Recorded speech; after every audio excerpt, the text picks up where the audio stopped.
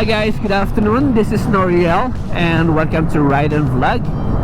Short video lang tayo for today and it is about tail tidy.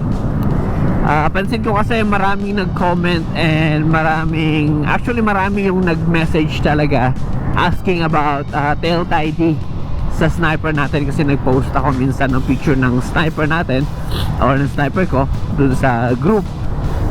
So instead na replyan ko sila isa-isa, so I think it's better i-video na lang natin para at least mas ma-explain natin ng maayos.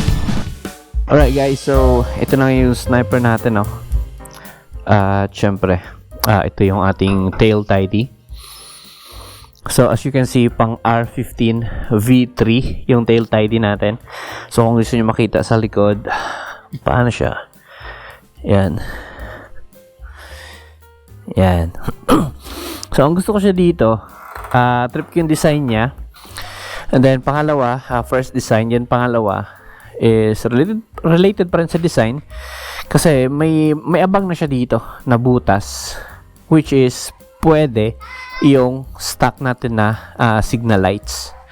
So yung ibang tail tidy kasi hindi pwedeng gamitin yung stock natin na signal lights.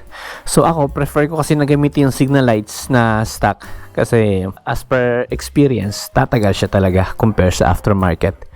Kasi aftermarket na rin ako na signal lights noon sa MT-15. So hindi siya nagtagal, maya napupunde, mabasa lang ng konti. So yun. Bali kailangan natin siya ng bracket. Yes, kailangan.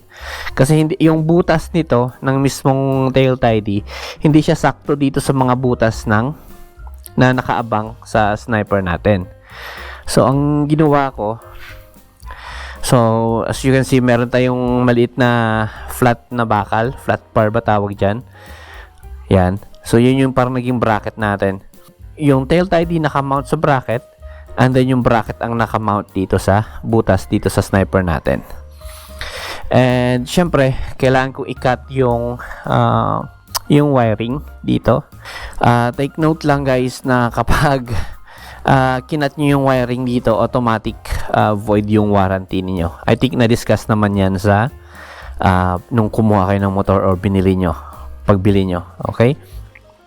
So take note of that lang, na ma-void yung warranty mo kapag nagputol ka ng wirings kahit saang part sa motor. Yun ang sabi.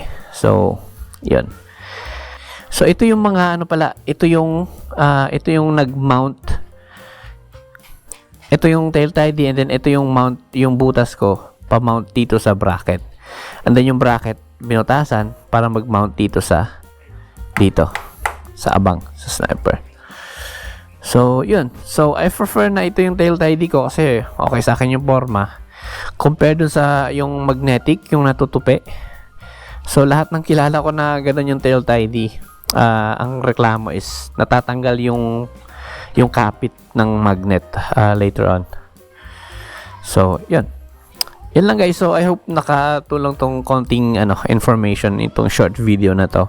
So again, R15 na V3, Google nyo lang or search nyo lang sa Shopee or sa Lazada, and then kailangan nyo ng bracket. Okay? So madali lang to guys kapag kompleto kayo ng gamit at alam nyo yung ginagawa nyo. Madali lang po to. So putol ka lang ng flat bar, and then sukat mo lang dito sa abang dito, tapos saka mo butasan.